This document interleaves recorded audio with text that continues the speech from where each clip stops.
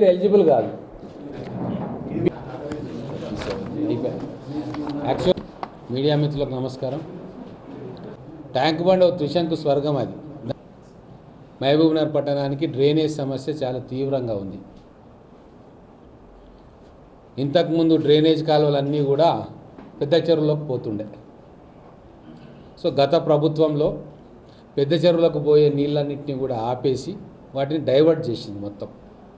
So ఏ చిన్న వాన పడ్డా కూడా కింద ఉన్న డైవర్షన్ ఛానల్స్ నుంచి పోయి కాలనీస్ అన్నీ కూడా ఫ్లడ్ అవుతుండే.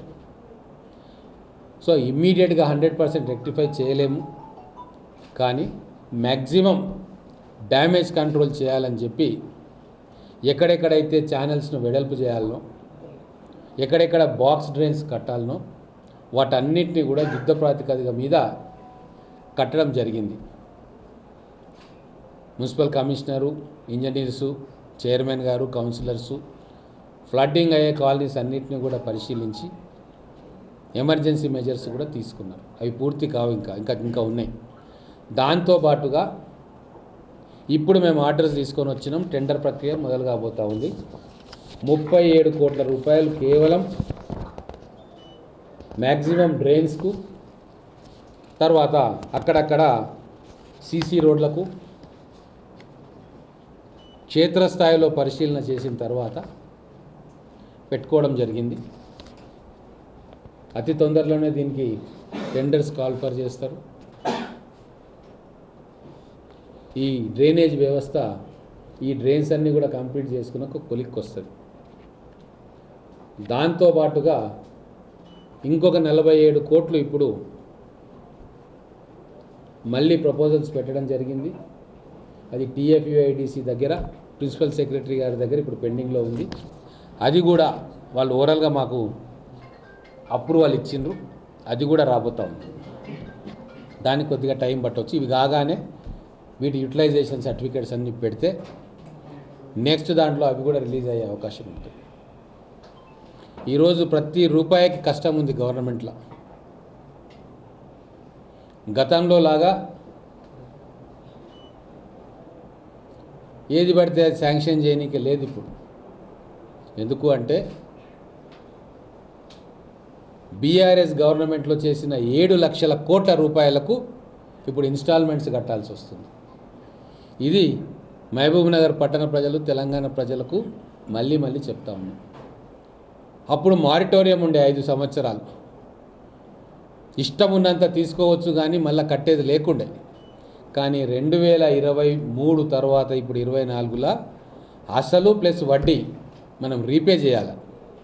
వాళ్ళు చేసిన 7 లక్షల కోట్లకు మీరు లెక్కేస్తే 1000 కోట్ల రూపాయలు సంవత్సరాన్ని నెలకు కట్టాల్సిన పరిస్థితి. మొన్ననే 38,000 కోట్ల రూపాయలు 4 నెలల కోసం వడ్డీ కిస్తీ రాష్ట్ర ప్రభుత్వం కట్టింది. లోనే వన మహోత్సవం అనే కార్యక్రమం పెట్టుకున్నాం. విధి విధానాలు మళ్ళీ త్వరలో తెలియజేస్తాం. చాలా పెద్ద ఎత్తున మహబూబ్నగర్ పట్టణంలో ప్రజలను భాగస్వాములుగా చేసి వన మహోత్సవాన్ని నభూతో భవిష్యత్తుగా చేయాలని చెప్పి ఒక ఆలోచన వచ్చింది. ప్రణాళికబద్ధంగా ప్లాన్ చేసుకొని పెద్ద ఎత్తున చెట్లు నాటే కార్యక్రమాన్ని త్వరలోనే అనౌన్స్ చేసి గ్రౌండింగ్ చేస్తాం. ఎడ్యుకేషన్ విషయంలో మొట్టమొదటిసారిగా పట్టణాల్లో, గ్రామాలలో ఎక్కడ పాఠశాల ఉంటే బడి మొదలైన మొదటి రోజే యూనిఫామ్స్, టెక్స్ట్ బుక్స్ అన్నీ ఇవ్వడం జరిగింది. ఇంటర్మీడియట్ కాలేజీలలో కూడా ఇస్తూ ఉన్నాం. ఈరోజే ఒక బాయ్స్ జూనియర్ కాలేజీలో ఇచ్చేసి వచ్చినాం. గతంలో అక్టోబరు, నవంబరు, డిసెంబర్లో కూడా పుస్తకాలు అందేటివి కావు, యూనిఫామ్లు అందేటివి కావు. కాబట్టే ఒక విప్లవాత్మకమైన మార్పుకు ఈరోజు కాంగ్రెస్ ప్రభుత్వం ప్రతి స్కూల్లో కూడా టీచర్స్ వచ్చేటట్టుగా